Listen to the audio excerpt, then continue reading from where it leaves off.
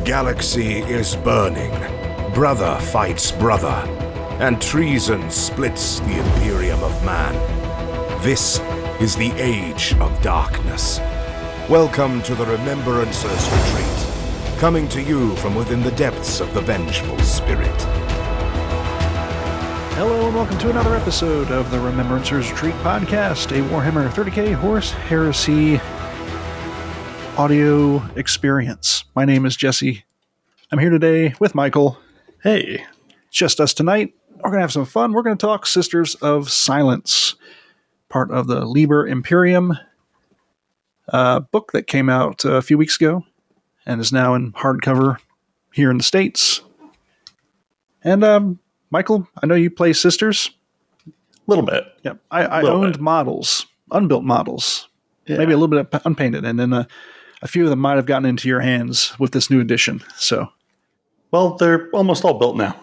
Well, that's good. I'm glad they're getting some use. And a lot of them have seen the table at this point. Yeah. As we'll mention later, Sisters are really cheap in terms of points. Mm-hmm. So I would not say I quite have an army of them. I can maybe do 1,000 points. Gotcha. But that's a lot of Sisters. Yeah. Yep.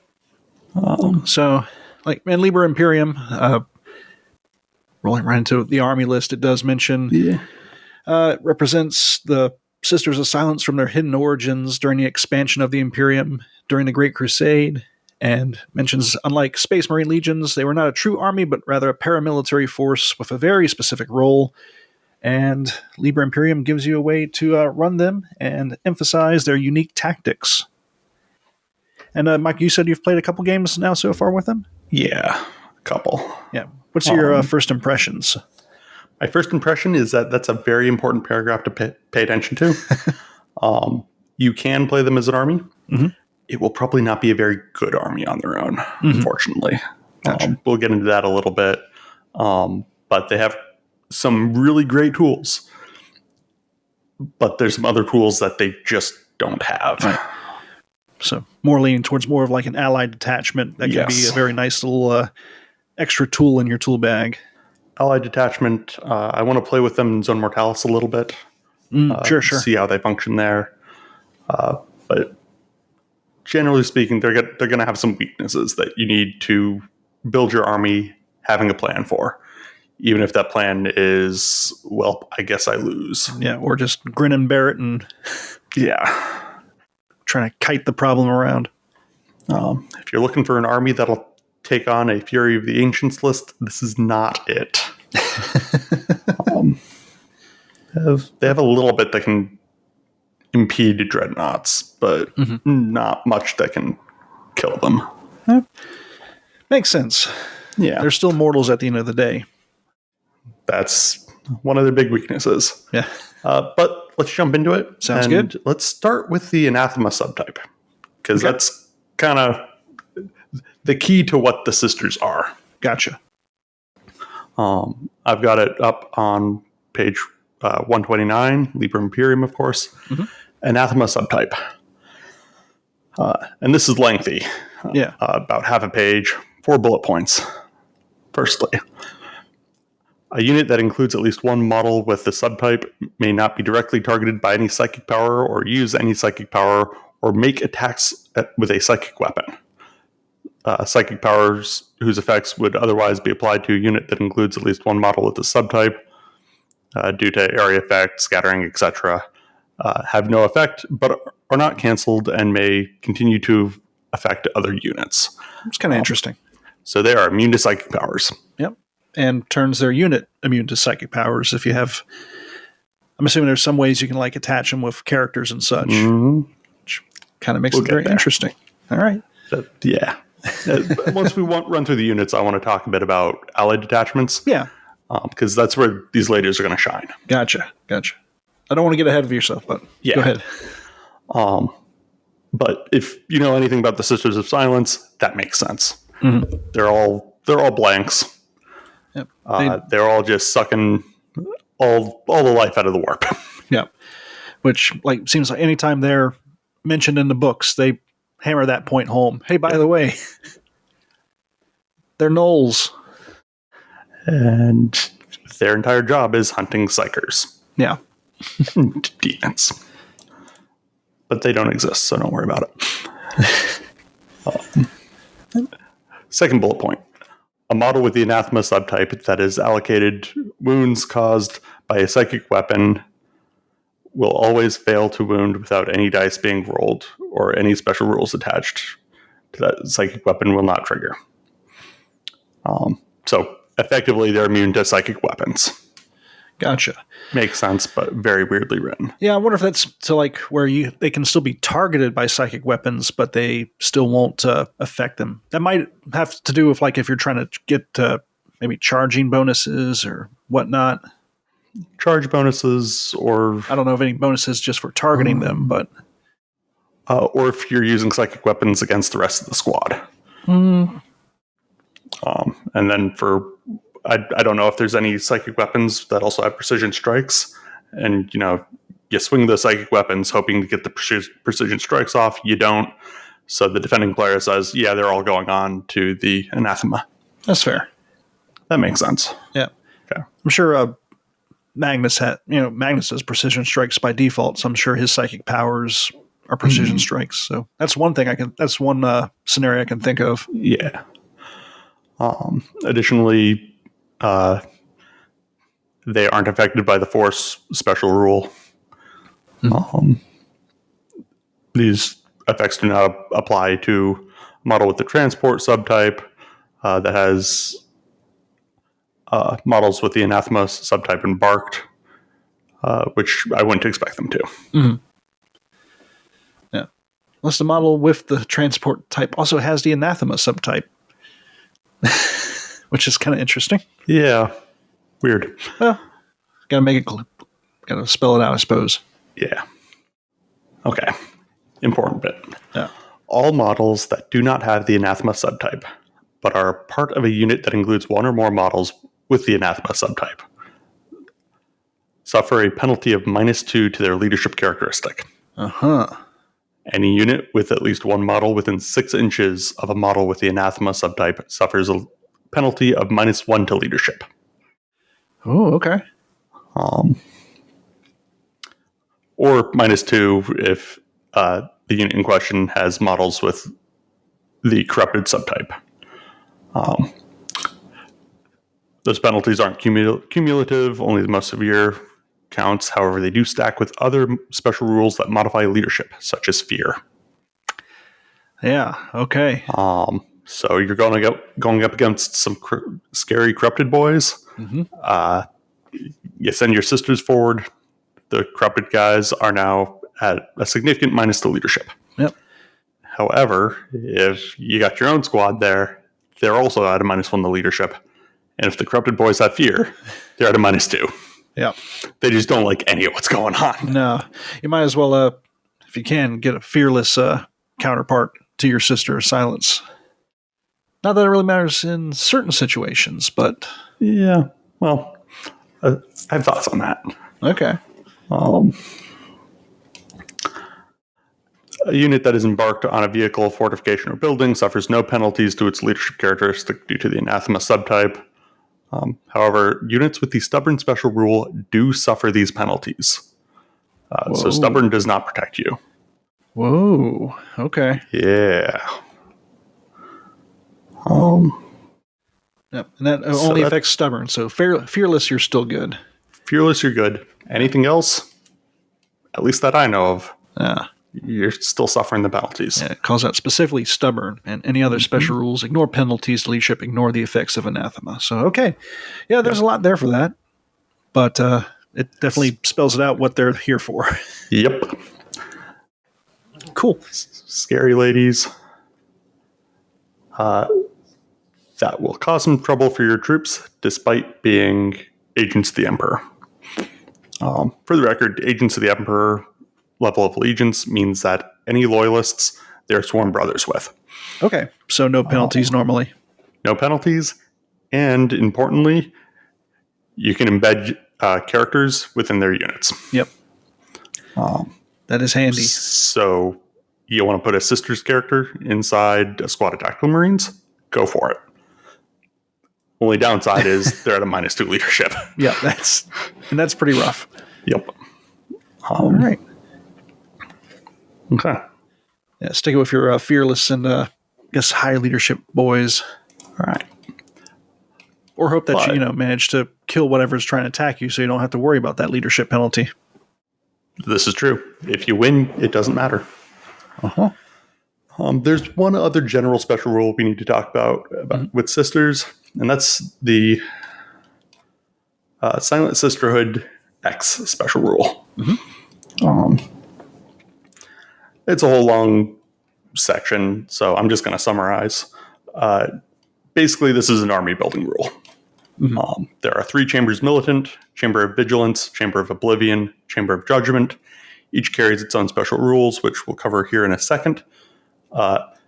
Chamber of Vigilance, you can have as many as you want, but Chamber of Oblivion and Chamber of Judgment, you need to have an HQ of that same type. So if you want any Chamber of Judgment units, you need a Chamber of Judgment HQ. You want any Chamber of Oblivion units, you need an Oblivion HQ. Okay, gotcha. Yeah. So going through the 3 chambers special rules real quick. Chamber of Vigilance can choose Scout or Infiltrate. So they start a little further forward. Yep. And they get them, let's see, before the start of the battle's first turn, before any models are deployed. So it sounds like you get to choose at the start. Yep. Which is nice. Like, for the Dark Angels, like, I really like the different rules I can pick, but a lot of them I have to pick during army creation, which is a little bit sad. This is pretty nice, though. It really allows you to get more flexible with them. Particularly if, like, the enemy army and setup kind of stops you from being able to infiltrate for some reason. Yeah. You can still scout. Now, it does mention it has to be a unit composed entirely of models with that variant. Yes. So, I don't know, could you ostensibly attach a Vigilance HQ with a different unit? Does that count as one unit, or does it count as a separate unit at that point? I guess it would count as one whole unit, so I still don't think you could... it's one whole unit. That being said, I'm not sure if there are any Chamber of Vigilance HQs. I'll find out in a moment. Yeah. I'm going to be honest, Chamber of Vigilance tend to be like your troops. Yeah, your basics. Yeah. Sure. Not the folks you usually want to put your HQs with anyways. Okay. So that's not a big deal. Fair. Chamber of Oblivion, on the other hand, has some nice elite choices.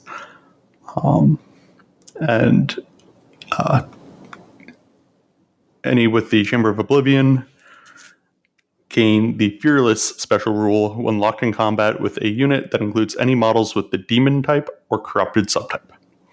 Handy. Fighting those things that don't exist. Yeah. Word bearers hate this one trick.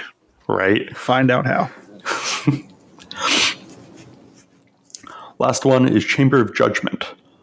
All models with this special rule gain the Fearless special rule when locked in combat with any unit that includes models with the Psyker subtype. Okay. It's kind of interesting they split those up, but thematically it makes sense. Yep.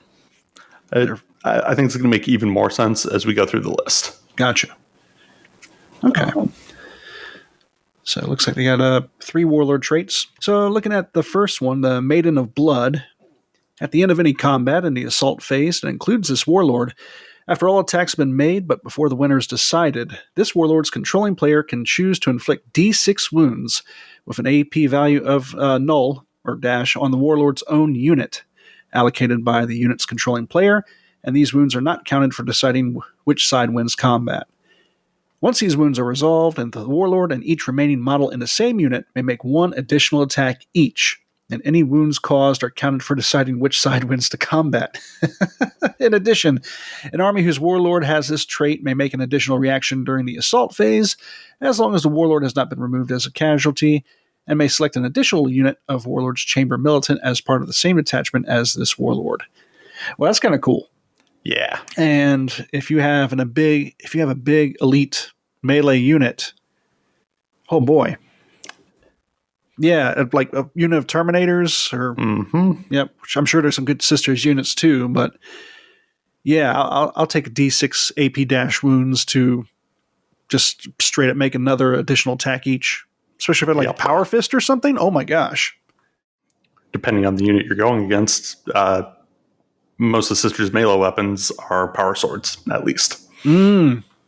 So just keep chopping through with that AP3. Yeah, no, that's really good. See, the second one we have here is the Maiden of Resolve. Once per battle, at the start of any of this warlord's controlling player's turns, the player may activate this warlord trait, and until the start of the controlling player's next turn, the warlord and any unit it has joined may not move, either during the movement phase or as part of a reaction, but automatically passes all morale tests and pinning checks they are called upon to take without any dice being rolled, and gains the Feel No Pain 4-up in Eternal Warrior special rules.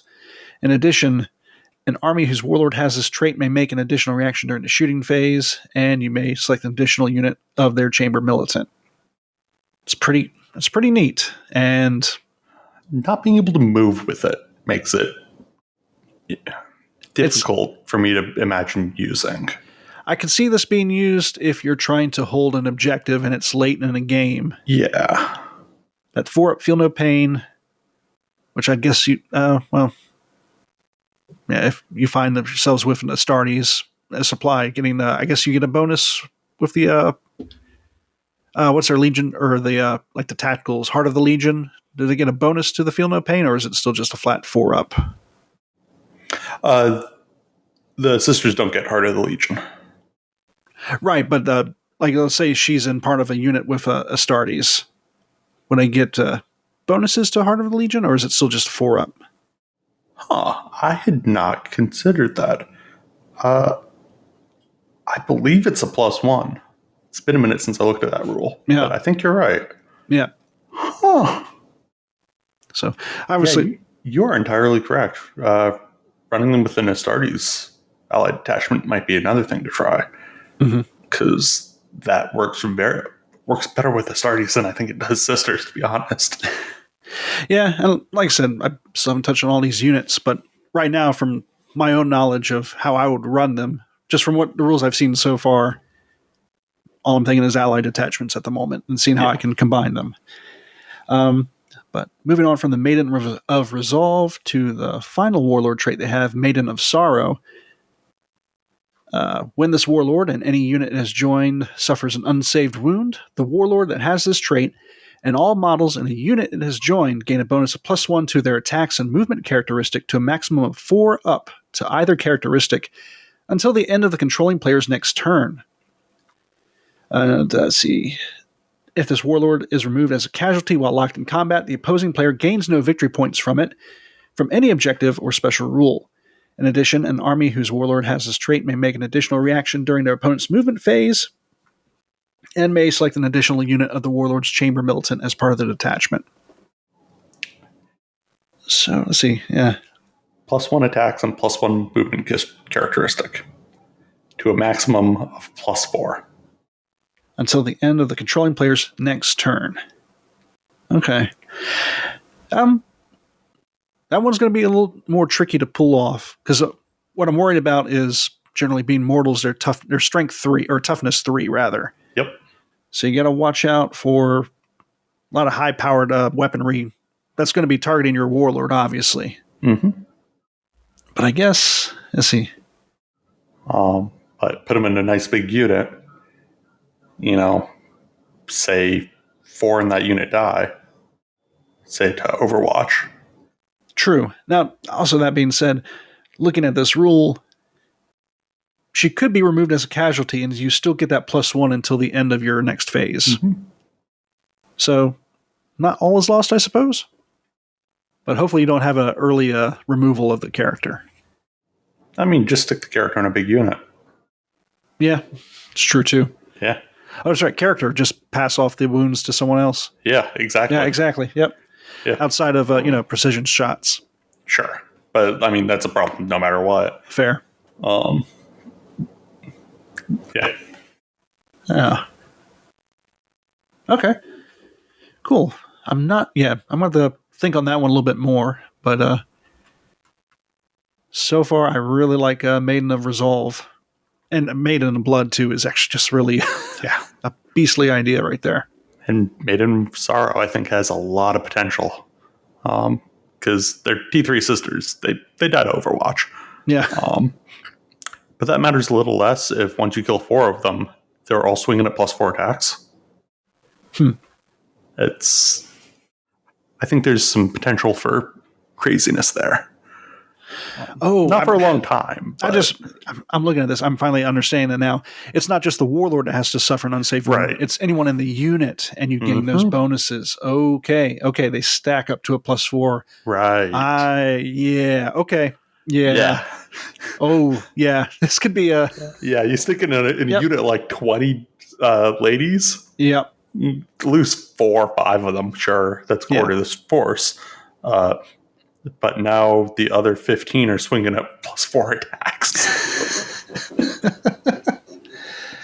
Oh my gosh. And depending on what loadouts they have, that'd be like a bonus +6 attacks on the charge on top of whatever attacks they have.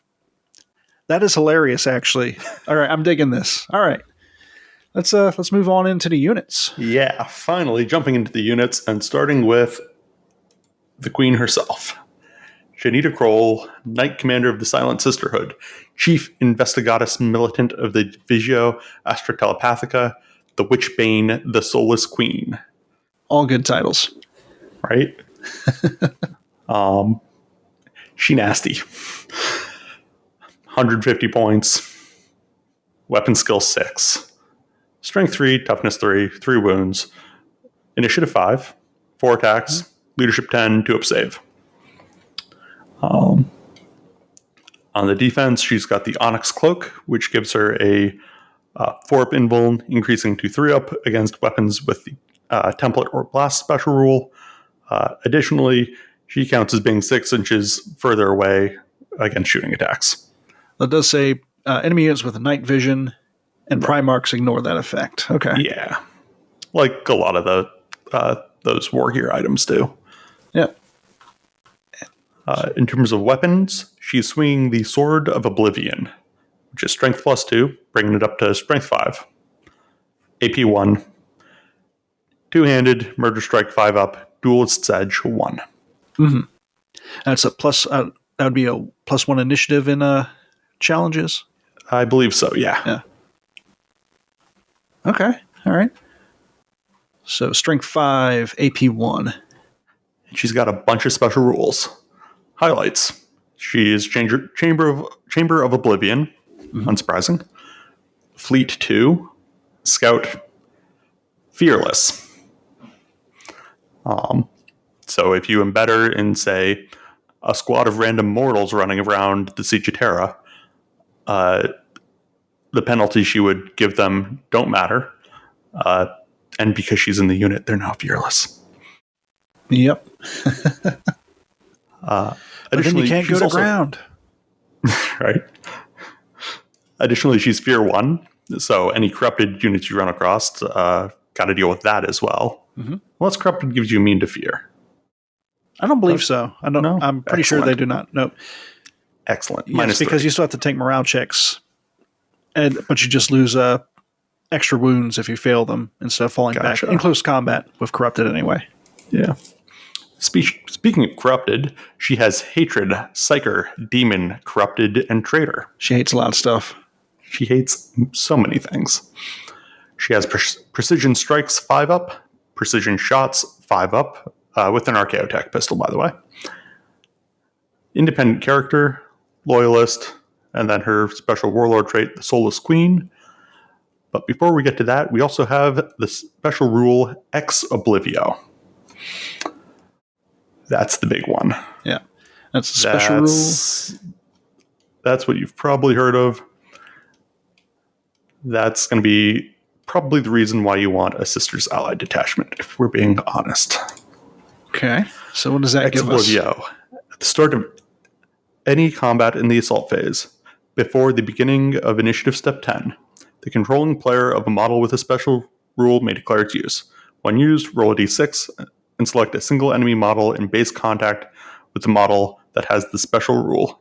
including a model that is engaged in a challenge with that model. That enemy model must reduce its weapon skill to 1 for the remainder of the current player turn. Ooh. If the dice roll results in a 2 to 6, then there's no further effect. If it rolls a 1, then the model with a special rule suffers a single wound that cannot be saved, cover saved, invuln saved, or damage mitigated. Yeah, that's pretty good. So That's really good. You want to take on, say, I don't know, Lucius. Weapon skill 1. There's a dreadnought bullying your poor defenseless sisters. Well, it's now weapon skill 1. The enemy warlord, worth it. Tasty victory points. Mm-hmm. Weapon skill 1. Draw him into a challenge. Yep. And it's just Oblivio. Yes. Oh, God. Now, sorry, you mentioned, so it activates it, and what kind of save do they have to make? A morale check or what? They just none. Oh, they just suffer it. They just take it. It basically has gets hot. Yeah. So she might take some damage when she does it, but yeah, that unit is still a weapon skill 1. Yeah. Now is it the unit or the model? Model. Excuse me, I misspoke. That's all right. Still doesn't matter because you're not going to be wasting this on anything that's not going to be a threat. No, you're sending her straight towards the biggest badass on the other team and making them trip over their own sword. Charge in because she's got fleet 2. Mm-hmm. Charge in. Challenge. I offer a challenge. Mm-hmm. Ooh, and that's assuming you're not taking her in an allied detachment with, say, Sigismund. Yeah. Although, now that I think about it, you don't necessarily have to have challenge if you play your cards right. Mm-hmm. And if your opponent has stuff in the front, because she has precision strikes. Mm-hmm. She won't be able to Ex Oblivio if she's not touching them. Right. But what I'm saying, can sitting back and precision strike people. Yeah. Oof. But if you manage to catch your opponent off guard and they have their HQ unit out on the outside line, you can still ruin their day a bit. That's cool. Yeah. She's the queen. She's good. Yep. 150 points for all that. Yeah. I think 150 comes from that strength and toughness of 3. Yep. And that 3 wounds. They're big drawbacks. Yes. But if you can keep her alive, she'll do some work for you. Mm-hmm. Looks like she's got a lot of stuff to keep her alive. Uh-huh. I saw the cool thing with the Onyx Cloak as well. Like, if anyone attacks her with a barrage weapon, it's treated as if it was out of line of sight. Yeah, regardless of if she is or not. Right. So that's rolling the full scatter die, right? I believe so. Yeah. Cool. So her warlord trait, the Soulless Queen. If any enemy army taking part in the battle includes any models with the demon unit type or the psyker or corrupted unit subtype, Janita Kroll and all units in the same detachment that include at least one model with the Silent Sisterhood special rule gain the preferred enemy, psykers, demons, and corrupted special rule for the duration of the battle. Wow. Okay. If there are no models with the demon unit type or the psyker or corrupted unit types in any enemy army, Janita Kroll and any 3 units from the same detachment instead gain the infiltrate special rule. In addition, an army with Janita Kroll as its warlord increases its reaction allotment by +1 in the assault phase. And can select an additional 2 units from the Chamber of Oblivion as part of the same detachment. Preferred enemy is good. Yeah. And you don't see it a lot, I've noticed, lately. Not this edition, yeah. Not much of it right now. It's out there, but not as much as it seems like it used to be. Yeah. And she gives it to as a loyalist, so many dudes. Yeah. And typically as you're playing a loyalist, you're bound to come across at least some trader army that will have corrupted, maybe demon. Yeah. There's a good chance psyker. And if you don't, okay, half the army gets infiltrate. Yeah, that's pretty cool. Honestly, I'm not impressed by a lot of character warlord traits, but this one's good.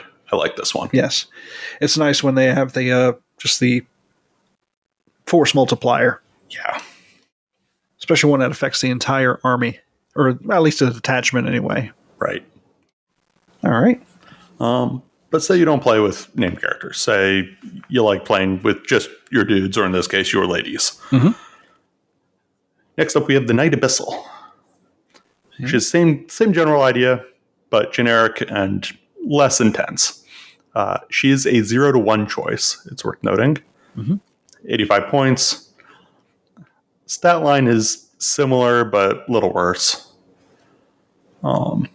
Still weapon skill 6 and ballistic skill 6. So actually a slightly better ballistic skill than Janisha, funny enough. Oh, hey. That's funny. Yeah. But let's see. Other than that, actually, it's got a slightly same, better. except for slightly better. Okay. It's actually a slightly better. It's a slightly better profile. Wild. This one just shoots better. However, she does not get the fancy blade, nor the fancy cloak. Instead, she has a void skill cloak, which is, I believe, 4 pinball? Yeah, I believe so. Yeah. Artificer armor, and an execution blade. Execution blades are two-handed power swords that are +2 strength. Okay. They're going to come up a lot in this list, so they've now been explained. Under special rules, Chamber of Oblivion, Fleet, Fearless, Hatred, Psychers, Demons, Corrupted, Precision Strikes 5 up, Precision Shots 5 up, Ex Oblivio, Loyalist, Independent Character. They got the Ex Oblivio too. Ooh. It's pretty good. The Void Scale Cloak is a 5 up that increases to 3 up against template or blast weapons, by the way. 5 up in roll. So. Yes. Okay. And the Void Sheen is a 6 up and increases to 4 up. Yep. Okay, against blaster templates. So, okay, good to know. So she starts with an Execution Blade. You can trade that for Power Weapon, Charnable Weapon, Paragon Blade, or a Proteus Neurolash. Do you have that handy? Proteus Neurolash? Yeah. Stand by. Notice the Paragon Blade's 10 points, too. Yes. Granted, it's not as powerful because they're not as strong. Yeah. +1 strength gets you to strength 4. Gotcha.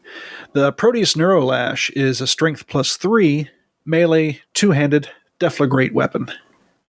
So basically, a Volkite whip, basically. And that's so cool. The AP is dash, though. But there you go. Yeah. So, but still. But yeah, she becomes a Maiden of Blood or a Maiden of Sorrow, and then swing in. Let's see. You can max up to 8 attacks +1 on the charge. It's a two-handed weapon, so she would have a total of 9 attacks. If if it was at the full stacked complement of bonuses. Throw her against some mortals. Doubles them out. Yep. That'd be a bad day. Instant death, deflagrate melee weapon. Wild. Yeah, I'm planning on converting at least 1 HQ with that, just for the cool factor. Yeah, for sure. And again, Chamber of Oblivion, but much like a good chunk cheaper than Janisha. Yep. But still 85 points base. Yeah, versus 150. Yeah. And you can add some things here and there, but honestly, you probably, unless you want to get Mastercrafted, which honestly is never a bad choice. Yeah. I've been running Knight Abyssal with Paragon Blade Mastercrafted. Yeah. 105 points. Yeah. Fearless, Ex Oblivio. That Ex Oblivio is so good mortal nice. profile. Uh-huh. Yeah. Yeah. It's cannot complain. Sounds like a good time. All right. Then we have, as the third HQ unit, we have the Knight. That is still too expensive, though. You have the Knight Centura, which is kind of the Centurion equivalent, though it doesn't have the specializations. This time I'm going to check. And yeah, this one does actually have a worse profile. Yeah. But only slightly. Only slightly, and has the same war gear, same save. Mm-hmm. The precision strikes are on 6s instead of 5s. Is not fearless. Does have ex oblivio. Yeah. She does have stubborn, though. So she does. Yep, so good catch. Not a bad thing. And at leadership 9, at stubborn, honestly, yeah, it's not going to make too much more of a difference. So here's where it makes a difference. Yeah. That allied detachment. Uh-huh. Because as an allied detachment, you don't put the Knight Abyssal with a sister's unit. You stick it in your elite Astartes unit. Mm-hmm. They get a -2 leadership, but she's fearless, so it doesn't matter. Yeah. Stick a Knight Centura in a unit. I forget if stubborn confers or not, but even if it does, it's still a minus leadership of the squad. Well, true, but if she's in there as the HQ, she'd still have the highest leadership. Yeah, that's true. So, may not be bad. I think the problem would be, well, I'll have to think on how that one would interact, but... I'll also say I have failed a lot of Leadership 9 checks. It does happen. A lot of them. It does happen. At least a quarter of the time. Yeah. More often than that. But, so she cannot take a Paragon Blade, but still has a big difference. Yeah. But does have access to the power weapon, a charnable weapon, or, again, the Proteus Neuro Lash. And comes with the Execution Blade, if you want to stick with that. Mm-hmm. Which isn't a bad idea. Mm-mm. You could take a Hand Flamer for free, a Needle Pistol for 5 points, or a Plasma or Archaeotech for 10 each. But can also take a Mastercrafted upgrade to one of her weapons. So, if you want to Mastercraft that bolt pistol, go right for it. Yeah. All in all, not bad for a starting price of 55 points. Yeah, that Ex Oblivio, like, it reminds me from the first edition with the Astropath or the Navigator, where you got that one-trick pony who's really weak, but you get him in that right position and causes a lot of trouble and a lot of fun. And this feels very similar to that. Yes. Because being able to just reliably kick that off before the fight even starts is pretty good. Yes. Bad news is unless I miss something in my earlier readings, that is the last we will see of Ex Oblivio. Okay. Yeah. This is where they get off. Yeah. This is where we change theme slightly with our first Chamber of Judgment HQ. The appropriately named Silent Judge. 55 points. Weapon skill, ballistic skill 5. Still just strength 3, toughness 3, 3 wounds.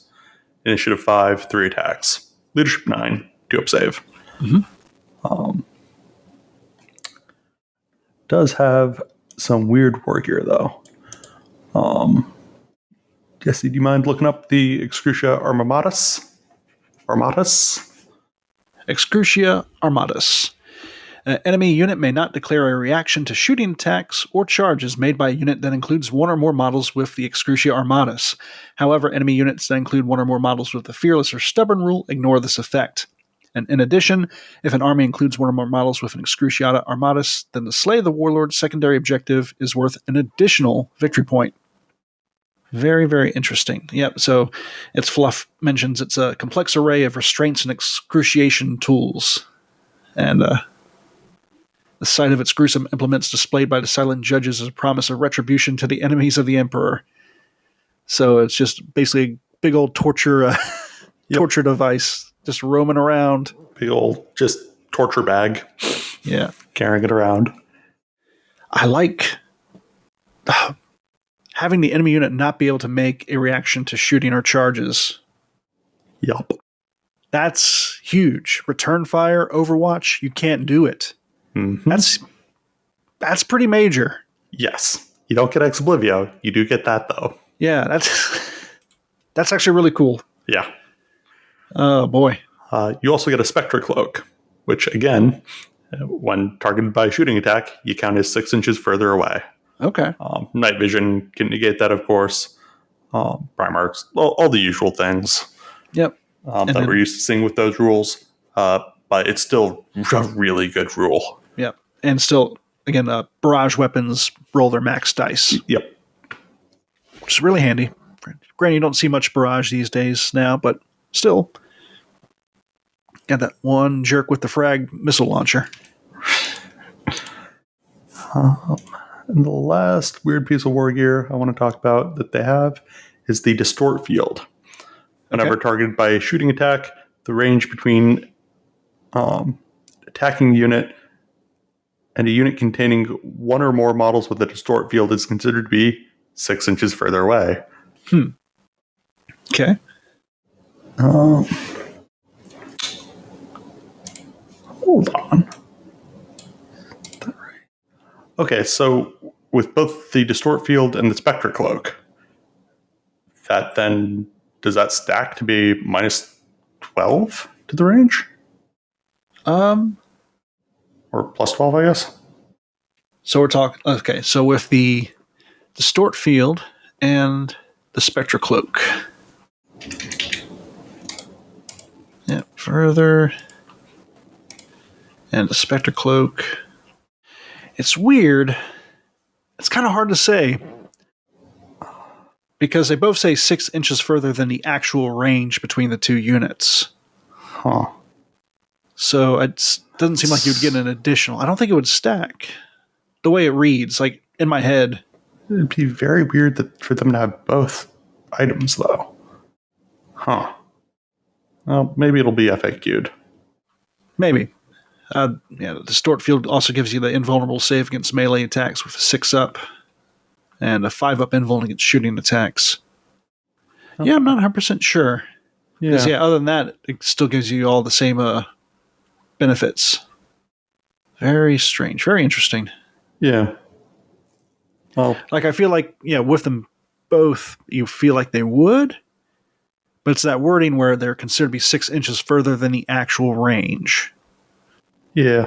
That's the part that's hanging me up. And it doesn't say, like, an additional 6 inches from what is being targeted or from the distance targeted or something of that nature. I don't know. Unless one specifies unit and one specifies model. You get 6 inches if they're in a unit, 12 inches if they're solo. No, they both mention both of them. Units. Okay. Yeah. Huh. So I don't know. Kind of hard to say. Yeah, hard to say. I guess we shouldn't dwell on it since we don't have an answer. Yeah. But yeah, something to think about and something to talk to your opponent about it first. Because honestly, I could see it being played both ways. Yeah. And you will be getting at least 6 inches out of it. So yeah, it's good either way. Just if it's 12 inches, that would be fantastic. Mm-hmm. Mm-hmm. So I notice also here compression tanks. Yeah. So compression tanks are usable once per game and add 2 to the strength of a flamer weapon. Oh, well, that's kind of cool. Yeah. Yep. And they can also get a mastercrafted rule, special rule for 10 points. Yep. Compression tanks 5 points. They come base with 2 bolt pistols. They can trade those out for a hand flamer, needle pistol, plasma pistol, archaeotech pistol. But they can also take a flamer, heavy flamer, vitrine grenade launcher, which is basically a grenade launcher with psycho grenades as an option, or an Adrathic Destructor, which we should go through the profile of. Yeah, I thought that was a custodian weapon. It is. Before, yeah. That's kind of cool. They lended one out to their less liked Talon buddies. Athletic Destructor. Athletic Destructor is 12-inch range, strength 5, AP 3, assault 1, instant death, armor bane ranged, gets hot. Okay. What was that total range? 12 inches. Okay. Short, but... It's a melting gun that gets armor bane at its full range. Oh, it gets at full range. Yep. That is just armor bane ranged, not melta. Oh, armor bane. Oh, okay. Yeah. Yep. Oh, okay. Mm-hmm. Okay, I take that back. It's slightly lower strength, being a base strength of 5. Okay. So... yeah, still not blasting. Well, no, I mean, with it being armor bane, you could still do some damage. You'll still blow away vehicles. You won't automatically blow away vehicles like you a little bit do with melta. Well, it's AP3 too, right? Yes. So you won't be able to blow. That's a good point. Up. You won't blow them up either. On the other hand, you do have instant death, so it's still good for taking out infantry models. Mm-hmm. And with instant death, probably still be AP3, but it's probably one of the more handier weapons against dreadnoughts that you have in this particular army list as well. Yep. One of the few. Mm-hmm. All in all, an interesting little HQ unit, and your go-to if you want to include Chamber of Judgment units in your army. Uh-huh. Which brings us to... Silent Fury. Silent Fury, a new one. Yeah, because so the Sisters now have bikes. Yeah, I'm really excited to see the models here in the future. Silent Fury on page 47. It's running at 65 points. Has an 18-inch movement base. I'm assuming that takes from the Aaron Yes jet bike. Yep. Weapon skill and ballistic skill of 5. Strength, toughness, and wounds of 3. Initiative 5. 3 attacks. And leadership 9. 2 of save. Get your standard array of war gear from bolt pistols, a close combat weapon this time, frag, crack, and psych out grenades, distortion field or distort field, the aforementioned jet bike, and artificer armor. Silent Sisterhood Chamber of Judgment. You get fleet +1 just in case you were worried about getting extra bonuses to your charge. Stubborn, relentless. Hatred of Psykers, Demons, and Corrupted. Precision strikes and shots on a 6-up. You can deep strike. You can outflank. She is an independent character loyalist. And upgrade options are what we've seen before on the minor characters. With the addition of the jet pike, can replace its snare cannon with a needle cannon or a Drathic Destructor. I will take the snare cannon if you want to look up the needle cannon. Yeah. Trying to find it right now. Go ahead. Snare cannon. I guess that might be a... I got here. Needle cannon is a 24-inch range. Strength 2, AP dash. Heavy 4, poison 3 up, and pinning. Got the handy pinning. Yep. And the snare cannon is 18-inch range, strength 7, heavy 3, Entangle 2. Now, I think Entangle is new for this book.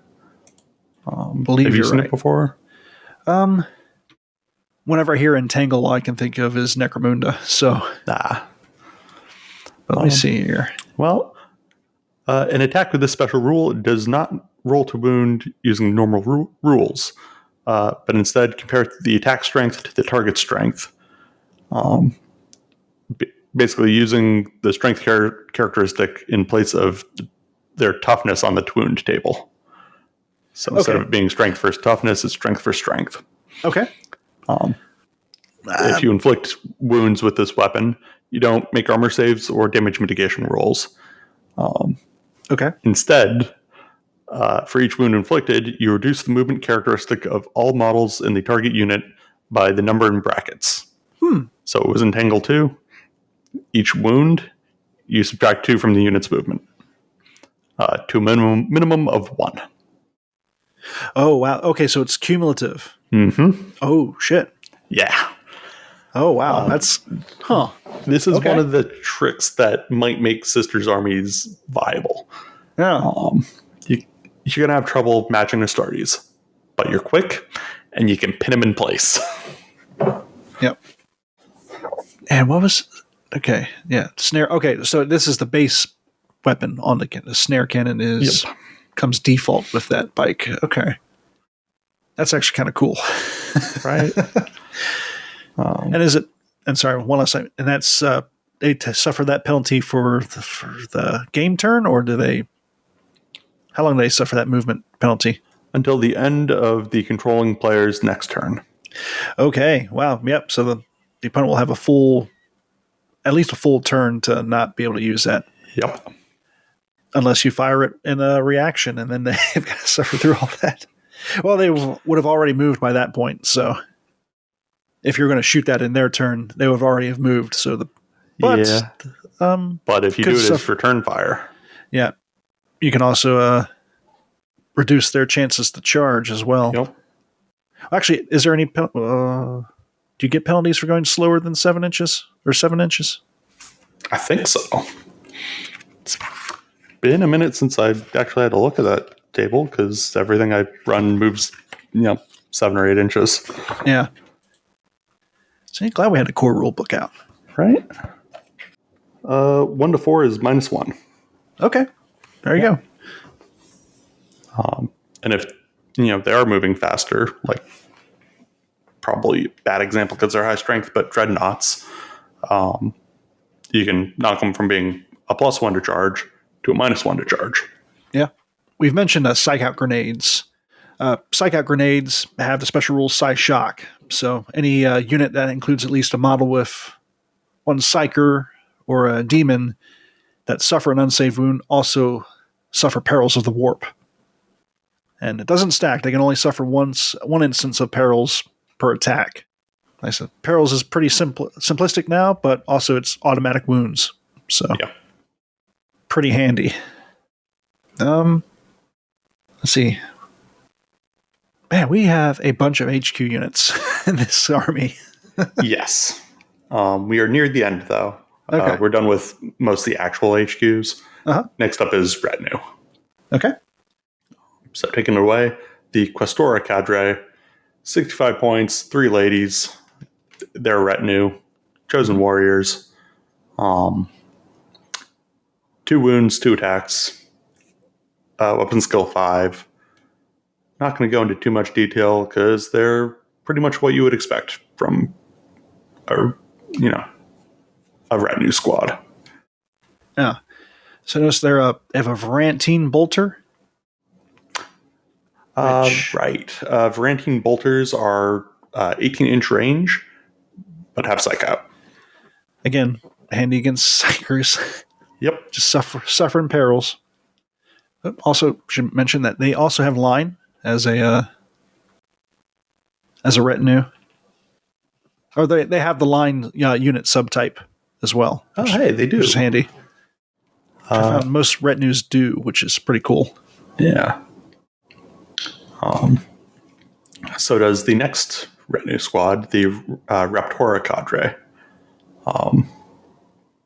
Very similar situation, with the significant difference of whereas the Questora are, equipped with those Vertine bolters and more built towards range combat, the Raptora are more geared towards close combat. Mm-hmm. Also of important note is up to 2 models in the unit can exchange their execution blades for power fists. They can also exchange them for neurolashes, but the power fist is more important because you don't get many of those in this army. I was about to say, I don't think I've ever seen a sister with a power fist, and now I want to see one with a power fist. Yeah. Ready for the big bonk. Yeah. All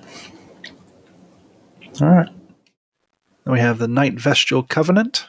The first of our elites. Right? Yeah. Yeah. which is 0-1, and I'm going to be honest, very strange. Yeah, it's a single model. Yep. For 35 points. You can get up to 2 additional Knights Vestal. And the reason you're going to take these ladies, or think about it anyways, is they each have an Arthesium. Ah, okay. They are apothecaries. Huh. However, their Vigilant Covenant rule reads thus. When deployed onto the battlefield, either at the start of the battle or when arriving from reserves, all models with the special rule and a unit must be placed within unit coherency, but afterwards operate independently and are not treated as a unit. So you don't embed them in squads at the start of the game. You deploy them like Dreadnought Talons. And then they have to run to go join a unit. Huh. Yeah. See the characters. Independent characters. I mean, I guess technically you could... So it must be placed within unit coherency. So you could attach, like... I'm not sure how that works. I guess you could attach them to a unit and just make sure that they're all within... Yeah. It reads a little weird. Can be honest. I think it plays poorly. It's going to be tough to actually make use of these ladies, I think. Yeah, because with the 0 to 1, you can only choose one. And if you want to have... Does their Narthesium help out other allied units like Astartes? I would assume so. I would think so, too. Yeah. They'd have to join the unit. They just got to run real quick over. And, they do have Leadership 9 and Stubborn, so... yeah, a 2-up armor save. Yeah. Not bad, I guess. It is a little weird. Gonna say it. I'd be all about it if it wasn't for that weird deployment rule. Yeah. But with initiative 5 and movement 6, I mean, you can still run them 2 at the wounds, start. 2 attacks, Leadership 9, 2-up save. Yeah. It is weird. But I can see you deploy 3 of these guys. They're light, so they get bonuses to cover. Again, as far as... they got 2 bolt pistols, not a lot of outward aggressiveness. Yeah. But you deploy them 3 and then like in the center of your deployment zone and then just kind of like, all right, and break and spread out at the start of the game and just attach to random units. And I feel like that's even worse because this army has so much outflank and infiltrate. I wonder if this allows you... Hey, I got to check the rules for Narthesium. Does this allow you to like deploy into Terminator units, unlike Apothecarian detachments can? Stand by. I'm just saying it's kind of weird. I'm not sure it doesn't, but that's a pretty deep rabbit hole. Yeah, all models... All right, Narthesium. All models with the infantry or cavalry unit types in a unit that includes at least one model with a Narthesium gain Feel No Pain 5-up. And units that include more than a single Narthesium do not stack the Feel No Pain and gain no additional benefit. And models with the artillery subtype are not affected by the special rule and do not gain the Feel No Pain special rule, just in case you're trying to heal up your quad mortar. Yeah, dude, I'm pretty sure you can just run one of these knights. Just wait for me, guys, and then just jump in with the Terminator Squadron, and then suddenly you have 5-up Feel No Pain. I'm not going to lie, that feels like an oversight. Can I have some of my sisters back? No, holy crap. Okay. Oh, wow. Uh-oh. Okay. Uh-oh. Uh-oh. Uh-oh. I'm going to paint some sisters again now. I'm looking at my Cenobites over there. Don't worry about it. It's fine. Oh, God. Yeah, sworn brothers, right? Yeah. Yeah. Yeah. Character, light, independent character. Independent character. Yeah, she'll... Well, now. Okay. Okay. Let's move on. Okay, yeah. Bread and butter elites now. All right. These are the Oblivion Knights. There we go. Start at 5 models, 100 points.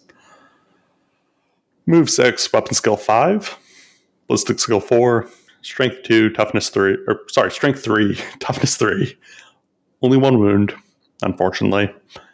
Initiative 4, 2 attacks. Leadership 8, 9 on the Mistress. 3 up saves. These are your sword-wielding elites.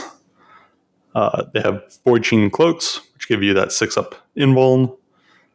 They have Precision Strikes 6 up. Fleet 1, Stubborn, Hatred, Psychers, Demons Corrupted, and are, of course, Chamber of Oblivion. They come stock with the Execution Blades. As a reminder, that's Strength plus 2, two-handed power swords. So, pretty good shopping. Yeah. You can take up to 5 additional Oblivion Knights for 15 points each. The entire unit may exchange their Execution Blades for power weapons, charnable weapons, or Neurolashes for free. And the Mistress can take a Hand Flamer, Needle Pistol, or Plasma Pistol. Now, Jesse, what don't you see? You're going to have to help me out here. There is no way to give the Oblivion Knight Mistress Artificer Armor. Ooh. Yeah. Yeah. Huh. There are Initiative 4. Okay.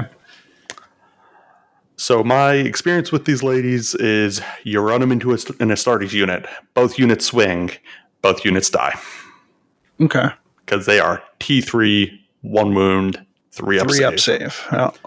It's going to be real important to get that Knight Mistress in a challenge with the Sergeant who, if they have a power weapon, is just going to cleave through your entire squad. Fair. Because it's a little rough. Little rough. And that is, unfortunately, a pattern we're going to see. Lack of Artificer Armor. Okay. And is honestly one of my biggest complaints with them as an army. You just don't have 2 up saves. And 2 up saves keep you alive. Yeah, because you already have toughness 3, which is bad enough. Right. On top of that, you can't get the 2 up save. Yeah. And I guess maybe the thinking was that the 6 up invuln would help with that. Not enough. No. I'll be the first to say. Okay, 1 in 6 models that just got cleaved by a power sword are fine, but then the unit runs and gets swept. Yeah. Painful. That being said, 2 attacks, decent weapons, weapon skill 5. If you ignore the survivability issue, they do work. Mm-hmm. Again, it's a matter of opportunity for Mistress of Sorrow. Mm-hmm. Yes. That's why I was harping on it a little. It's going to be real easy to get that in this list. Yeah, like some of these you're going to have to lean on your warlord traits to get like the 4 up, feel no pain. Yeah. Granted, that's once a game. So some of these are... And your T3, so any strength 6 weapons are just instant deathing you anyways. Yeah, which is... There's a lot of strength 6 weapons. Yeah. You get that errant auto cannon on you, and then you're done. Mm-hmm. Rending. Oh, I guess I didn't need that. Yeah. All right. Okay. Next up in Elites is the Eradicator Cadre. They are a similar idea to the Oblivion Knights, but they shoot things. Only 1 attack. Leadership 7 and 8. And weapon skill ballistic skill 4 up. They have precision shots 6 up. Okay. All the stuff you'd expect. Chamber of Vigilance. So you can take as many of these as you want. Yep. And they come with Fratrine Bolters. Yep. So to psych out bolters. Yep. And each model in the unit can exchange their Fratrine Bolter for a minor or magna combi weapon. Okay. For 5 or 10 points. Not hating it. Yep. Not bad. You can infiltrate them with Chamber of Vigilance. Mm-hmm. They can do a thing. Get 10 combi Volkite. Pretty respectable. Or put some combi Melta or combi Plasma onto a Dreadnought. True. Or you can mix and match, obviously, too. Mm-hmm. They can also take augury scanners and nuncio boxes. Okay. Again, handy if you're infiltrating. Yep. And, base price 65 points for 5. Additional models are 10 each. Yep. Like the compression tanks that you can grab in case you decide to take a combi flamer. Yep. Yeah. Still no artificer armor. No. No. But otherwise, no complaints. They're interesting. Yeah. So it's interesting. The Eradicator Mistress may take any of the following. It doesn't say any one of the following. So does that mean... Could give her 2 hand flamers. That's the way it looks. Plasma pistols. That's the way it reads. I don't know if that's intended or not, but it seems like a... I don't know. At such a cheap unit, feels like you're probably allowed to be a little more... and they like their sisters dual-wielding pistols. Yes. And that's right.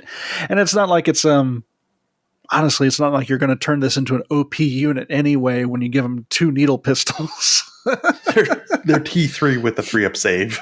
2 hand flamers, compression tanks. Watch out. All right. All right. Moving on to our first troop unit. The Prosecutor Cadre. 65 points for 5 models. They have line. Other than that, everything you'd expect. Note that they do have stubborn still. So when your unit has to test to break, they will at least be doing it at full leadership. But prosecutors are your standard bolter girls. They got bolters. Yep. You can have up to 10 additional prosecutors at 10 points each. The entire squad may exchange bolt guns for a pair of bolt pistols for free, or can take assault needlers for plus 5 points. All right, an assault needler. I got to check this out. Okay. Also, up to 2 models in the unit can exchange their bolters for a snare gun, which is similar to the weapon I described before, but just with snare 1 instead of snare 2. Yep. And strength 5, assault 3. Okay. Let's see. What was I looking for again? Yeah, assault needler. There we go.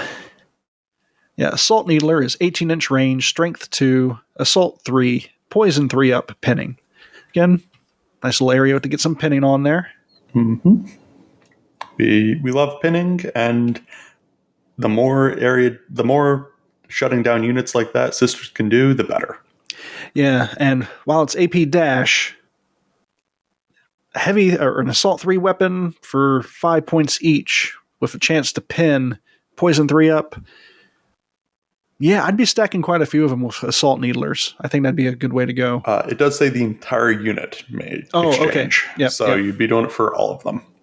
Well, that's honestly not the end of the world either. No. It's got a good output, 18-inch range. That gives you 5 for 90 points. Yeah. My mental math is right. Their base price being 65 points. Yeah. 90 points. Yep. Yeah, not hating it. One of them can take an augury scanner. One can take an nuncio box. The mistress can take power weapon, chargeable weapon, hand flamer, needle pistol, plasma pistol.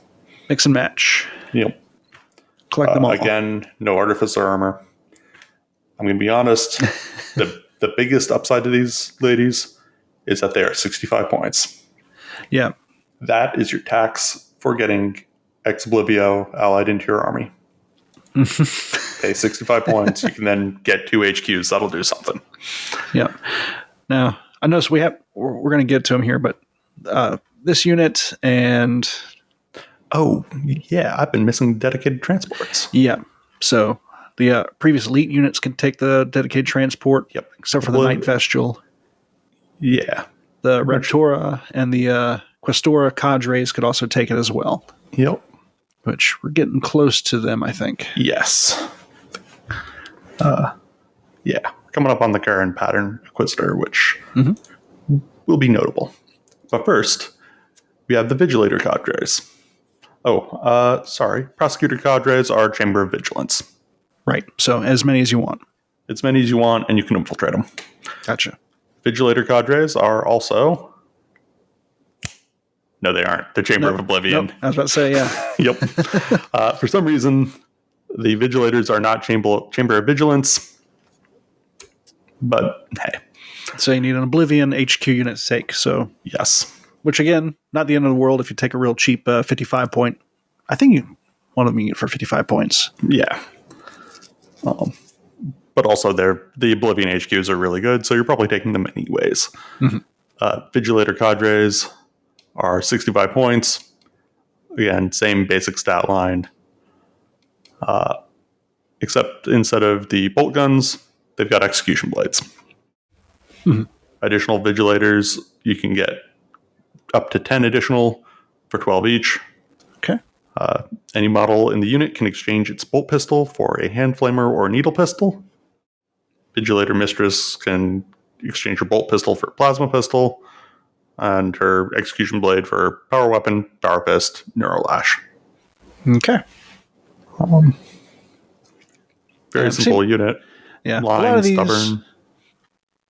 Yeah. Notice a lot of these are very similar in the units, just with slight variations to the special chamber rule and the war gear. Yep. But for the most part, very similar in ways. It all tends to, I guess, your style of gameplay. Mm-hmm. At the end of the day, they're all sisters. They just have different arms. Much like Space Marines. Yeah. All right. We got the dedicated transport. The one we've been waiting for. The Karin Pattern Inquisitor. I know a lot of people considered this like the way to play Sisters last edition. This edition, it's still real good. Not gonna lie.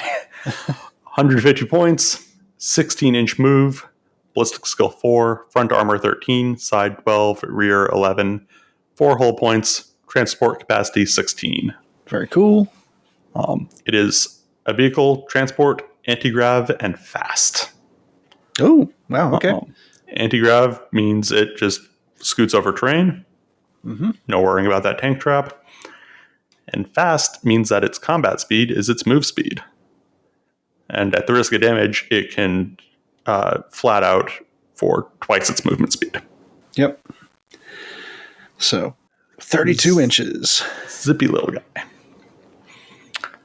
guy. Special rule.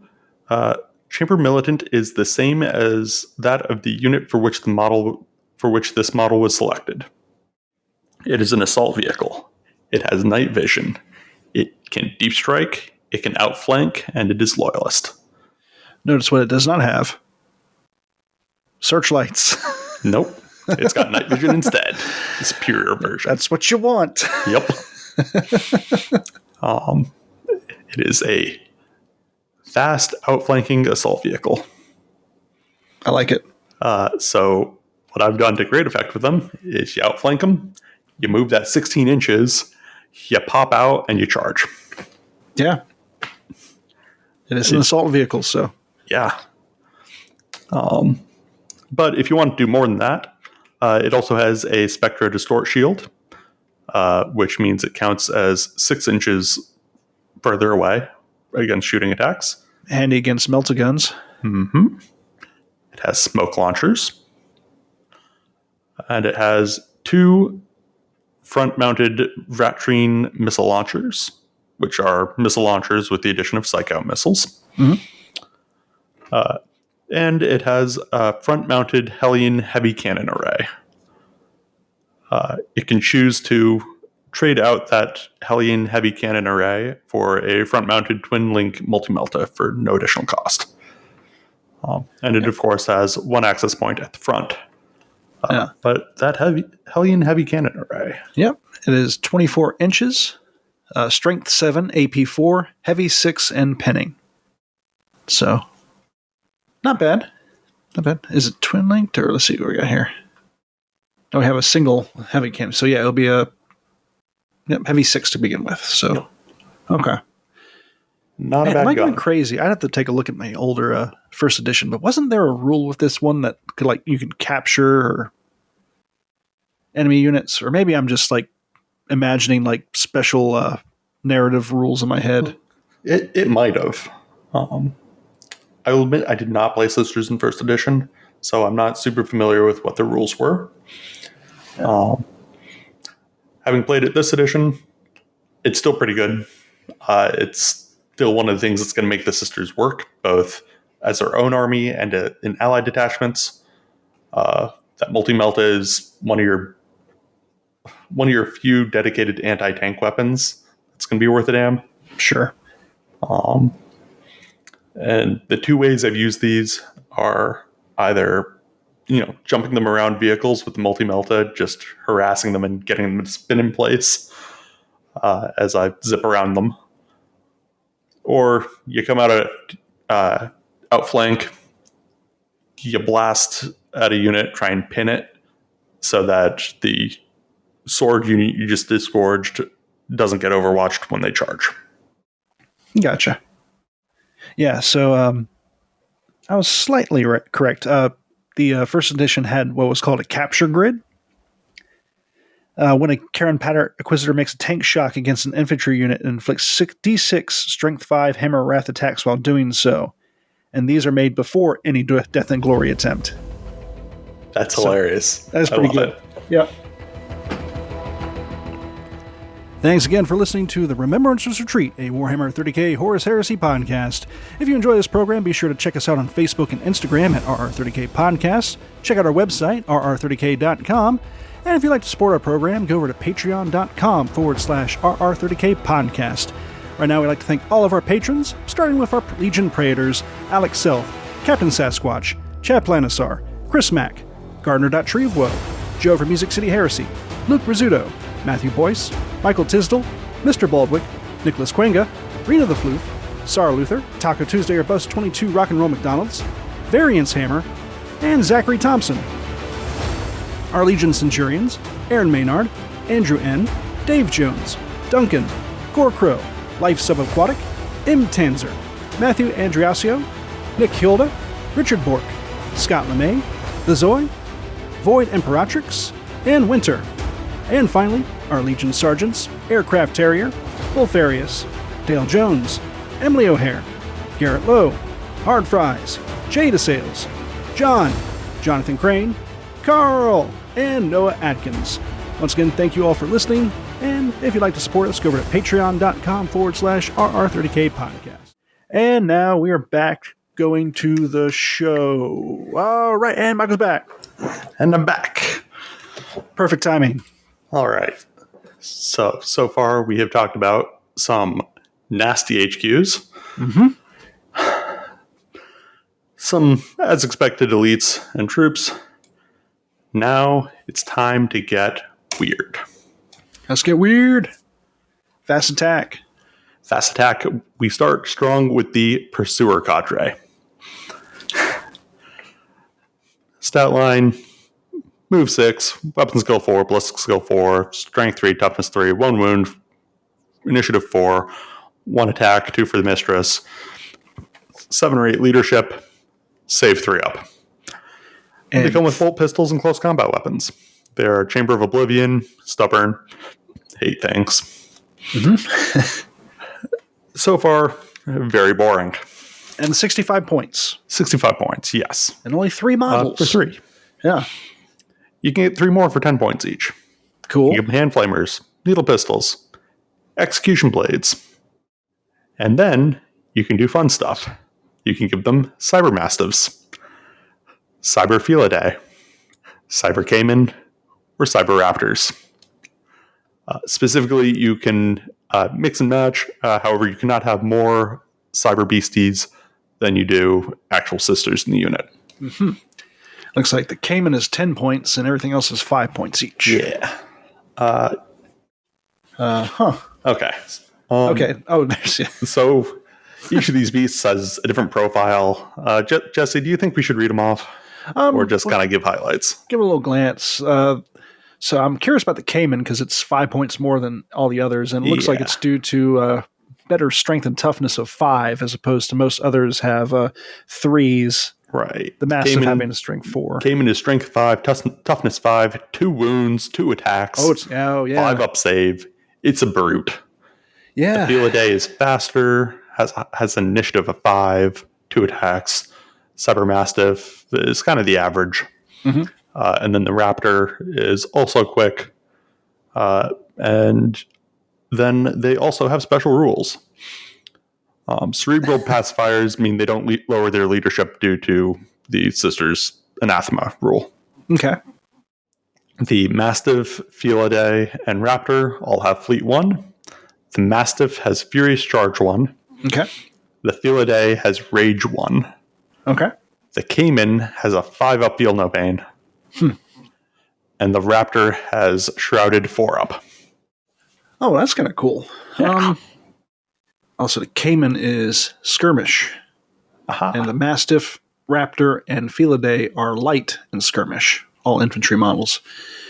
Man, I know the Cayman's 10 points each, but honestly, with the extra wound and the additional strength and toughness, it kind of feels worth it. Yeah. The 5-up regular save, it's got the, better save than most. Next to the Mastiff. And it has a Feel No Pain. Feel No Pain, it's going to get against Power Fists. Yeah. Yeah. Doesn't have that much more as far as attack, but honestly, not most of the others really have any either. So right. Yeah. I think the Cayman's going to be the winner, but I'm going to be completely honest. I haven't gotten to play this unit yet. I have no idea how it's going to play. Yeah. It's such a weird unit. I love it. And I look forward to converting up a bunch of an entire zoo, really, of tiny little cyber animals. Yeah, that's going to be cool. So you can mix and match. Yeah. I guess they have to stay within the same unit in coherency. Huh. Okay. Yeah, that is wild. Yeah. That sounds fun. Yeah. They've been around since last edition, and we love them. They're so weird. Lots of Necromunda models and pets and stuff to probably... That's the other thing. If you're new, not comfortable doing heavy conversions yet, now there's a bunch of Necromunda models you can grab for these. You can, I think, probably grab them all off the shelf through Necromunda. Might be a little pricey, but you can do it. Personally, I think we can get some little plastic toy alligators and start gluing some eye caps on them. Maybe just random tech spines out the back. Yeah. Either that or Lego crocodile, and go heavy on the green stuff. Spray painted iron hands or lead belcher. Perfect. Oh boy. Okay. All right. Okay. Moving on. Firebrand Cadre. These are kind of your special weapon squad. You get 5 of them for 70 points. They start with Flamers. They are Chamber of Judgment and have all the usual special rules you expect at this point. Any model can take compression tanks for 5 points each, which is a lot for a one-piece item on, T3, 1 wound, 3-up save models, but it's there. Yeah, not much different from the others. In Zone Mortalis, it could be real good, I think. But outside of that, I don't know if I'd take it. But alternately, you can exchange the Flamers for Vetrine grenade launchers or snare guns. And then you've got the standard suite of upgrades. Yep. Yeah, not much different here. No. Everybody has anathema. Like to mention, I just noticed it again. So yeah, we've been skipping kind of the ones that repeat throughout. Yeah, everyone's got anathema. That was for my benefit to just remind myself. Yeah. Yeah. Again, I don't see. Yeah, they're just the flamer ones. Yep. And honestly, they're the ones wearing the plastic kit. You put the flamers on them. Now, in this case, actually taking the compression tanks is probably a little better benefit than other units where you have to pay for the flamer. Actually, do you have to pay for some of them? Some of them you can get for free. I know the hand flamers you can get for free for most of them. Yeah. But, for the actual flamer, paying for the points, that's maybe not too bad. Also, another thought I had. I mentioned difficulty with dreadnoughts before. Yeah. Flamers, when fired as a reaction, are Wall of Death. That's right. So D3 hits. Flamers are what? Base strength 4? Yes. So plus 2 strength on that brings them up to strength 6. Mm-hmm. Yes. So if you're getting charged by a dreadnought, or you come around a corner, or they come around a corner in Zone Mortalis, mm-hmm. you hit them with D3 hit, strength 6 hits, and maybe that'll do something. I think it wounds better than most of your army does, at least. I mean, it'll wound better than strength 4 for sure. Yeah. Again, it's only a one shot. Yeah. Is it worth it? I'd like to think so, but it's very situational, and you're going to lose. You're going to lose models before you get to use it beforehand. Yeah. Again, Zone Mortalis is where I'm thinking they're going to shine. Yeah. Zone Mortalis giving them a natural +1 strength on it puts it up to a strength 7 flamer. Yeah. Yeah, that might do something. But probably. I haven't had a chance to put him into Zone Mortalis yet, so I'm not sure on that. Yeah, it's that one use. Like, yeah, if it was like a matter of like gaining extra power and then maybe gets hot. Yeah, I feel would probably be a little more viable. Is that I just hate the fact of 5 points for one shot. They're fragile models. On a fragile unit. You're dropping. Yeah, again, it's not like it's a lot of points in the grand scheme, but it will add up when you start adding stuff together. And you're going to lose quite a few of them before you even get to use that special rule. So you're kind of like throwing points away to some extent. Yeah. But again, they're dirt cheap. So it's 70 points for the model base. So yeah, I've spent money on worse. I've spent points on worse for sure. I put chainswords on all my tacticals. No, I just pay for it because I refuse to not remove the chain swords off my other models. Yeah. My first edition boys. And you know what? With Deathwing, it works great. Fair enough. To be fair, I've also had good luck with the chain swords on my tacticals. But boy, does that make them expensive. Yes, it does. It feels, it does.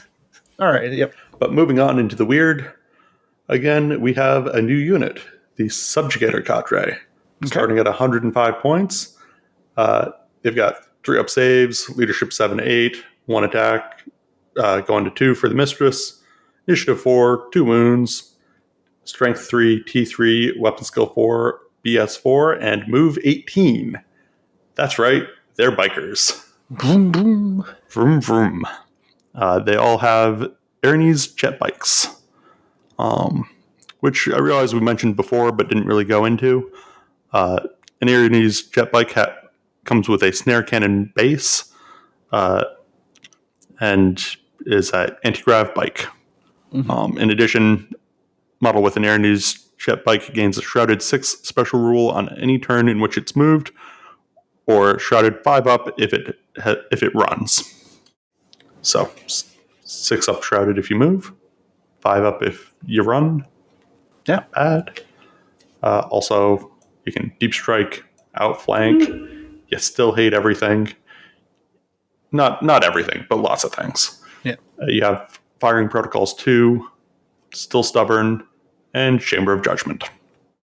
You can take up to 7 more for a total of 10 in the unit at 25 points each. You can replace the Snare Cannon with a Needle Cannon or a Drathic Destructor. And the Mistress can take the usual range of upgrades, including a Power Fist. Okay. Again, no 2-up save. Yep. I got 2 wounds. That helps a little bit. Yeah. But still, a little bit. 25 points. It'll save you from bolters. Yeah. A little bit better, but anything bigger than that. Really, I think you're taking them for the 18-inch movement and the Snare weapons cannons. they can mount on their bikes. Yep. The snare cannons are probably a good bet. Snare cannons. Honestly, needle cannons do good. True. The Adrathic Destructors give you some heavy hitters. Yeah, but those are 10 points each. You're not wrong. But you are really stupid fast. So if you're going for just a kamikaze unit to go in and mess up some stuff before they get blown up, I could think of worse ways to do that. Also, everything in this army list has been cheap. Yeah. With both this and the fuel tanks. You're still struggling to find a way to fill out that army anyway. Yeah. So Yeah. that's true. I had to put a list together. I'd probably take one of each unit, and you still have barely scratched 1,000 points base. Yeah. They're so cheap. And this you can take small squads if you want. Now, this is also Chamber of Judgment, so you do need to have the applicable HQ. Yes. If you're going heavy on Oblivion HQs for that ex Oblivio, you will not be able to take them. Mm-hmm.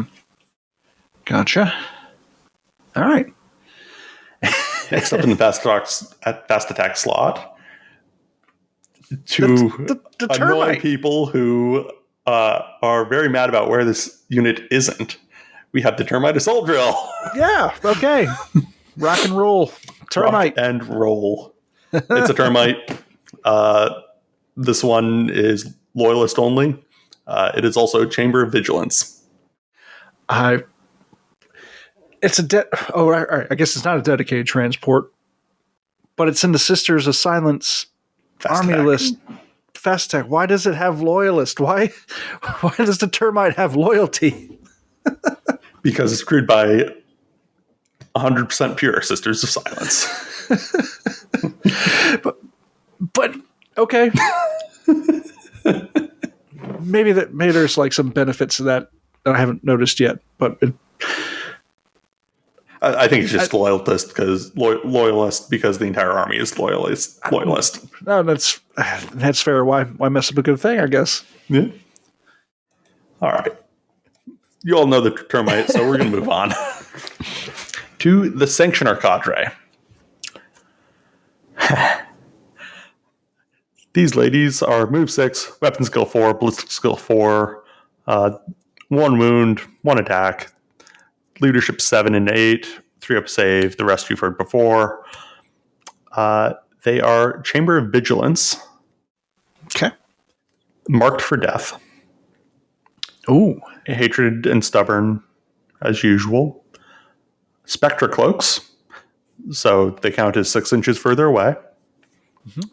And Nemesis bolters. Oh. Sisters have snipers. Oh, Sisters have snipers that count as 6 inches further away.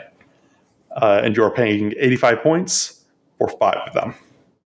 And marked for death, that's where you get the bonus to hit against a specific unit? If I remember correctly, yeah. Yeah, it is. Trying to look for that special rule here. Here we go. Okay. Marked for death. At the start of the battle, once both armies have set up all their models, including units with Infiltrator special rule, a single enemy unit may be chosen by a player that controls any models with this special rule, and this unit is considered marked for death. When any models with this special rule controlled by that player are used to make an attack of any kind, all failed wound rolls of 1 may be re-rolled against the marked for death unit. Yeah. So, okay. Handy. You can take 5 additional Sanctioners for 15 points each.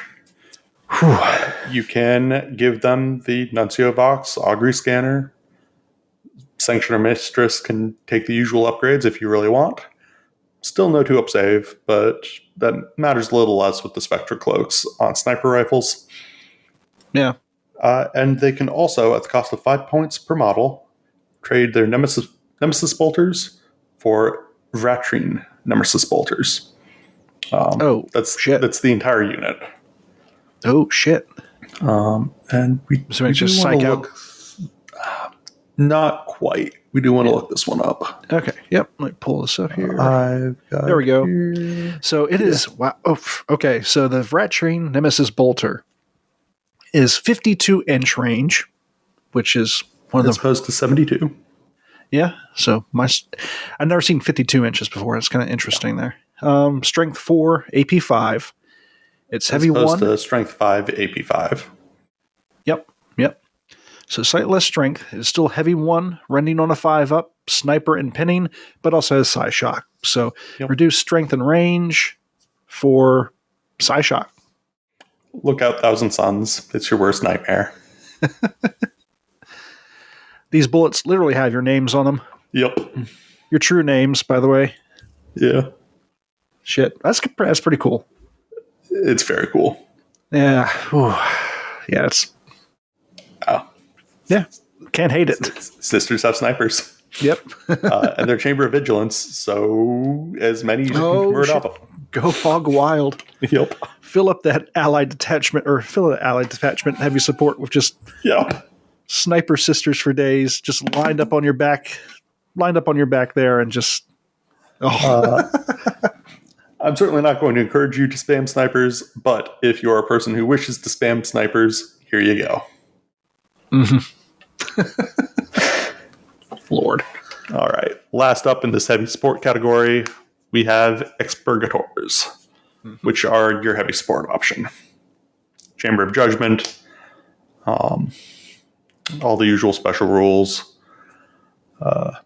Move 6, weapon skill 4, BS 4, strength and toughness 3, 1 wound, initiative 4, 1 and 2 attacks, respectively, for the Expurgator and Expurgator Mistress, and 3 up saves.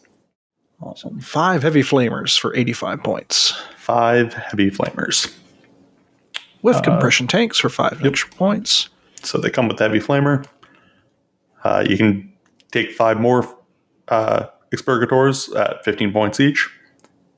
They can any model in the unit can take compression tanks. The entire unit may exchange their heavy flamers for Adrathic Destructors at 20 points each. Expensive, but again, like we mentioned before, you're going to have to fill up those points somehow. Snare cannons for free. Funny. Vetrine missile launchers for 15 points each. All right. I bet you didn't expect Sisters of Silence to be hauling missile launchers to shoot at you with, but here they are. It seems, it doesn't quite seem close to our namesake, but, some days you just need to pull out the missile launcher. Right. Parry this. One Expurgator can take an Augury Scanner. And then the Mistress can take the usual upgrades. Yeah. 85 points. It's a heavy support squad. Thank you, Sisters. 3 up save at T3 means they probably are here for a good time, not a long time. But if you shoot things that you outrange, you'll do okay, probably. Or if you just accept that you're going to fire at one thing, they're going to get return fired, and that'll be the end of their story. So I notice a lot of these characters are also light, which gives them a +1 to their movement and initiative, if I remember correctly. Yeah, it's +1 to reaction moves. Yeah, based on initiative. Yeah, which helps. Because I think that wraps up all the units for the Sisters. It's definitely it's a cool bag of tricks. It's real cool. Definitely not going to be making an army, like a full-blown 2,500 point Sisters army.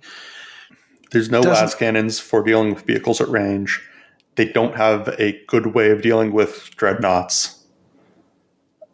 There's too many things that go against them. And their elite unit, the Oblivion Knights, can't take out elite Astartes units. Yeah. They'll chew up like line Astartes units, no problem. But the elite units, nah. 3 up save is going to kill them. 1 wound is going to kill them. T3 is going to kill them. Yeah. Weapon skill 5 helps, but the lack of 2 up armor is rough. But and like for power weapons, they can trade to get axes for AP2.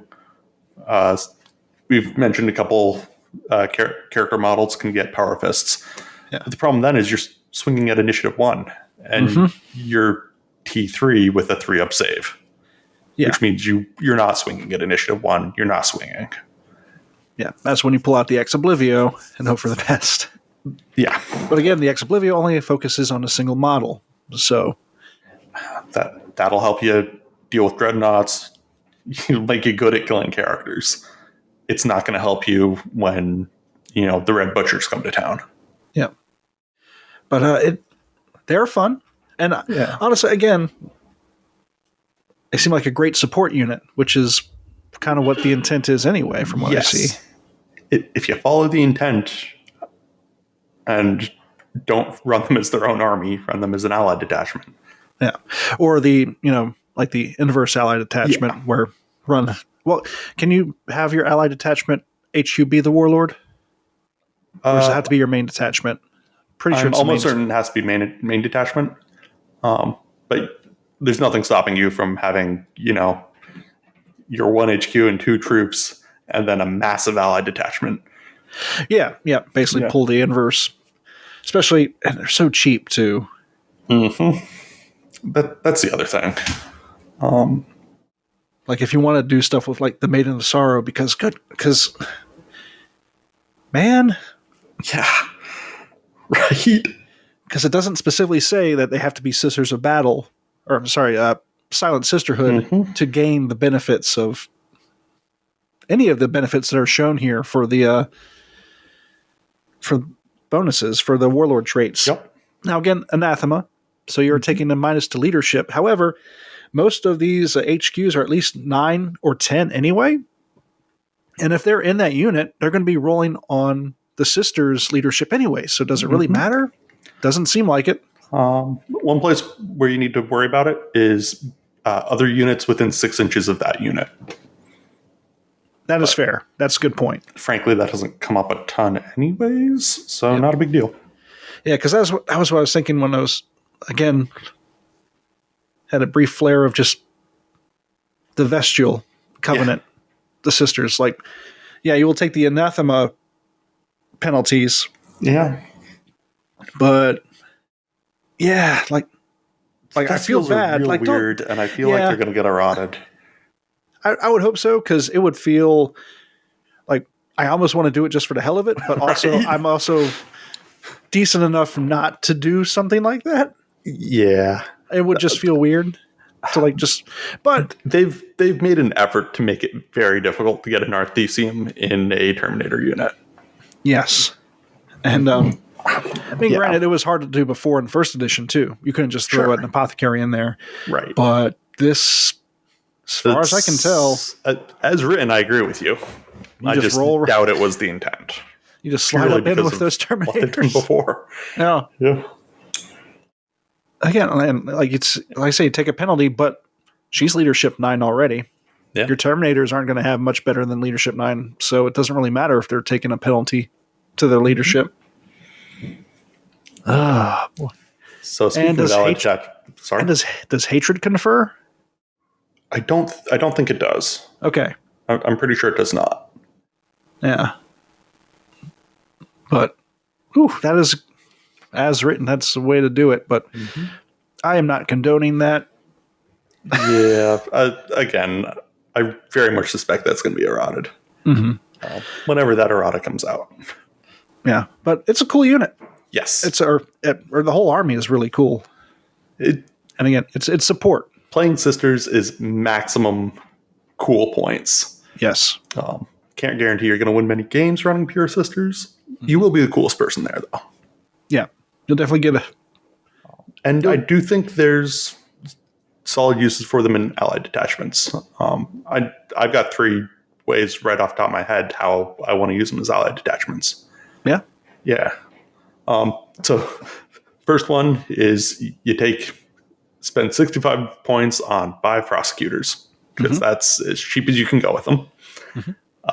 Then you take your Knight Abyssal and Knight Centura, both running around with Oblivio, which you throw in your Astartes units. Sure. Or if you want to get classic, you really make people mad by throwing them in your Custodes units. Oh yeah, that's true.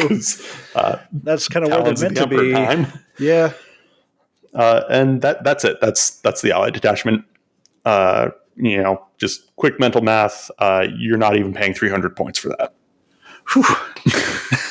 And you've got 3 decent to good melee characters who can do challenges and all that jazz, and have Ex Oblivio on top of it. Second one I like the idea of is more of a classic allied detachment. Oblivion Knights in Inquisitors. Or if you want something other than Oblivion Knights, that probably works as well. Yeah. But then the Inquisitors are outflanking. Get a nice little outflank assault with, 2, 3, maybe 4 Inquisitors. They come out, shoot up units, pin them, disgorge their cargo, which go jump not the elites of the enemy army, but, the heavy support squads, the tactical squads, and just cut down the number of Astartes coming at you. And give your opponent something to look at while your Astartes are moving forward. Third one is a bunch of snipers. Yeah. I mean, yeah. Yeah. You know them, you hate them. You know them, you hate them. You love to hate them. Yeah. And as long as you keep in mind that, you got a Chamber of Oblivion, Chamber of Judgment, you got to have an HQ to bring them. As long as you're paying attention to that, you can mix between those themes very easily. Sisters are cheap. The troops are a bit of a tax. Yeah, and their HQs are not an expensive tax. No, and the HQs are fairly cheap too, so you're not too worried about being, other than just the amount of HQs you can take in your detachment slot. Right. You're not really hurting for stuff. No. So. Jesse, do you have any other thoughts? No, not at the moment. Like that. I think it's a great support unit. I'm curious to see. We haven't covered custodians yet, but we'll do that in the future. And like in the books, they go hand in hand. So I'm really curious when we start reading through custodians how those interactions would play as well. I'm kind of curious to take a look at that. I've only glanced at custodians, but I haven't noticed anything particularly encouraging them to fight together. So it'd be interesting to look closer at that and see if they're more of a natural fit than mechanically induced fit. Yeah, well, you can run up the Northeasians up in them. Shit. Feel no pain for everybody. All right. Michael, it's been good. It's been great. Had a good time. We'll catch you on next time. Once again, thanks for listening to the Remembrancers Retreat. If you're in Richmond in January, we have the wrap-up of the final end of the Slow Grow campaign. And then 2023 is going to kick off in February with a brand new season of stuff. More to come on that. Follow up, but it's going to be a lot of fun. And 2023 is we're gonna crank it up a bit.